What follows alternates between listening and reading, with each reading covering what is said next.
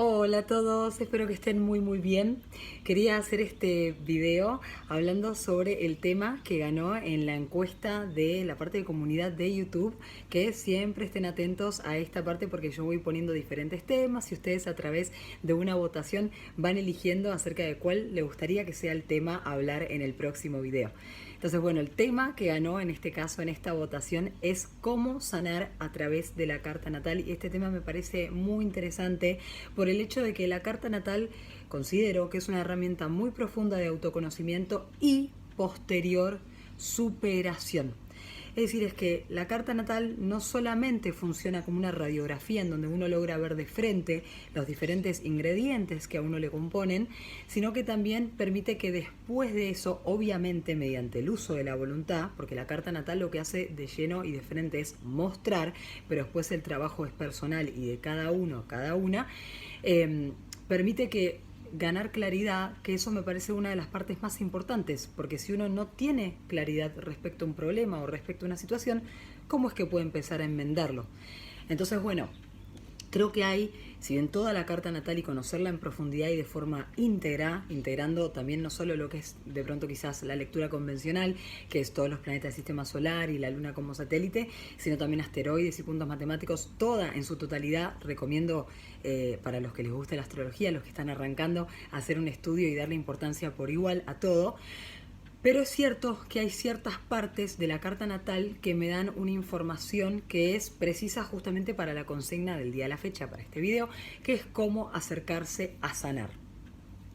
Entonces, bueno, considerando obviamente sanar desde el punto de vista astrológico, utilizando la herramienta de la carta natal, yo creo que el primer punto, la primer área a tener en cuenta es la de la luna. ¿Por qué? Porque la luna es el inconsciente, la infancia, la madre, las emociones, el seno familiar y las necesidades. Eso es técnicamente todo lo que corresponde a la luna. También se considera la herida y cómo uno se maneja, el mecanismo de defensa lunar, por así decirlo, frente al dolor. También otro punto muy importante. Pero la luna, fíjense que ¿Por qué se apunta dentro de esto? ¿Por qué se debe considerar dentro de una de las áreas a analizar y estudiar si uno se quiere acercar a sanar?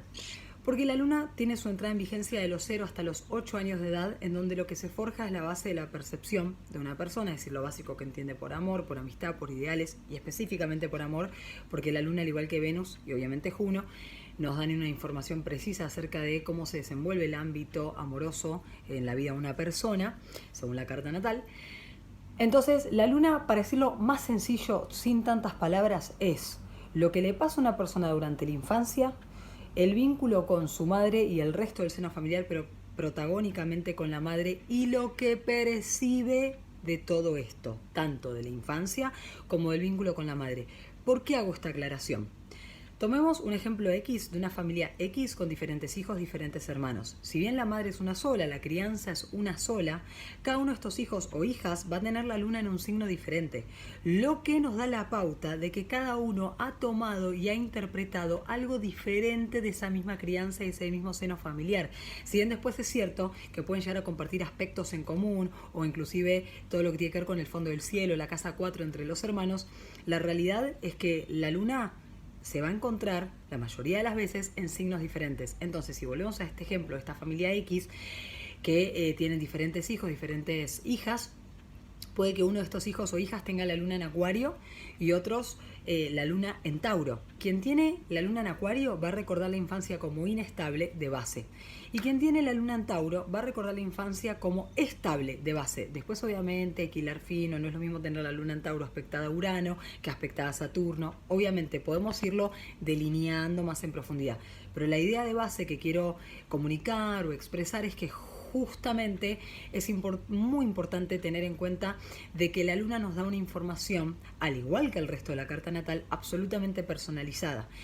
Inclusive en lo que concierne a la infancia, porque uno diría, bueno, compartimos la misma crianza, se supone que tenemos que haber captado lo mismo. No necesariamente. Por eso es que la carta natal brinda información acerca de la personalidad, energía y hechos empíricos. Personalidad es uno de los ejemplos más concretos que se pueden ver en la luna. Es decir, es más allá de lo que ha pasado empíricamente, cómo cada uno lo ha percibido y lo ha transitado. Entonces, ¿a qué quiero ir con todo esto? Que la luna, al hablarme de los primeros años de vida, o sea que tiene eso, entra en vigencia de los 0 hasta los 8 años de edad, me habla de la parte, como por así decirlo, más atávica, más original, más primaria de la vida de una persona. O sea que me da una información esencial porque si seguimos hablando, ¿no? Continuamos el hilo de la luna en algún punto es lo que uno, cuando yo digo las necesidades, necesita hacer en la vida adulta para ilusoriamente volver al estado de plenitud que era el del útero materno. Por ahí esto es un poco complejo, metafórico, abstracto, pero en realidad la luna representa las conductas de reacción, o sea, las conductas inconscientes que uno hace por default en la vida adulta para ilusoriamente volver a ese estado de plenitud que es el del útero materno. Estado de plenitud porque teníamos la temperatura correcta, porque estábamos súper cerquita del primer y más importante vínculo que tenemos, que es el de la madre, nos dan el alimento, todo perfecto. Y también es para sentirnos justamente esto, cerquita de la madre, para sentir su aprobación. Entonces, entendiendo, y voy a agarrar dos conceptos básicos de la luna, que la luna me indica lo que yo asocio como amor en base al vínculo con la madre y lo que interpreto de ese vínculo con la madre, porque no podemos hablar objetivamente. Si, por ejemplo, ¿no? Si uno dice, bueno, la infancia de tal persona fue así, entonces su forma de amar es tal otra. Hay que ver la luna, porque hay que ver qué es lo que esa persona terminó de interpretar y terminó de tomar. Entonces, la luna me da, por ejemplo, las bases de lo que uno entiende y asocia con el concepto de amor. Amor igual amor, afecto. Amor igual felicidad, abundancia. Amor igual desamor. Amor igual agresividad. ¿Qué se está asociando con el concepto de amor? La otra base importantísima de la luna. La luna me indica lo que yo asocio con plenitud debido a ese estado ilusorio. Lo que yo asocio con plenitud, lo que me trae a casa, lo que me hace sentir en ese refugio, ¿es algo sano y constructivo o no? Entonces, esa es una de las cosas, esa es una de las áreas a mi entender, que es la luna, que es súper importante tener en cuenta a la hora justamente de acercarse a sanar. Porque si yo puedo hallar que estoy asociando con el concepto de amor, develando si es sano o no, puedo de raíz, como la luna es lo más original y atávico de la persona, de raíz erradicar patrones que no me sirven, que me hacen mal o que son tóxicos. Lo mismo con el concepto de plenitud. Si yo entiendo como plenitud el caos, es importante detectarlo y develarlo para irlo trabajando cada uno a sus tiempos, obviamente de a poco. Otra de las partes que me parece súper interesante e importante tener en cuenta a la hora de acercarse a sanar es Quirón. Quirón es un asteroide que se lo denomina el sanador herido y alude a la herida emocional profunda, al talón de Aquiles, al área de vida en donde uno se siente inseguro, abandonado, endeble, que siempre que hay un tránsito de Quirón o siempre que se pasa por una experiencia quironiana, en donde se activa nuestro Quirón, nos sentimos como inseguros, abandonados, como que nos están metiendo el dedo en la llaga, nos sentimos mal. Entonces, es clave acercarse a sanar, a conocer Quirón, porque justamente una vez que yo lo logro conocer es donde me puedo acercar a sanar. Si bien Quirón se considera la herida crónica, si yo practico lo que refiere a la energía, por ejemplo, alta del signo en cuestión, saben que esto es uno de los tips o una de las formas de acercarse a sanar a Quirón. Eso es muy interesante y muy importante tenerlo en cuenta. A ver, un ejemplo. Quirón en Virgo. Virgo, la imagen que lo ilustra es la de las vírgenes que vienen a purificar y perfeccionar todas las cosas, entonces se asocia con el concepto de el detalle, la purificación, de la calidad. Si yo tengo Quirón en Virgo, es probable que la herida emocional profunda se asocie con un exceso de perfeccionismo que lleva a autoboicot y poniendo un gran complejo de inseguridad. Es como una voz adentro mío que dice no sos suficiente, no sos suficiente, no sos suficiente, no sos suficiente.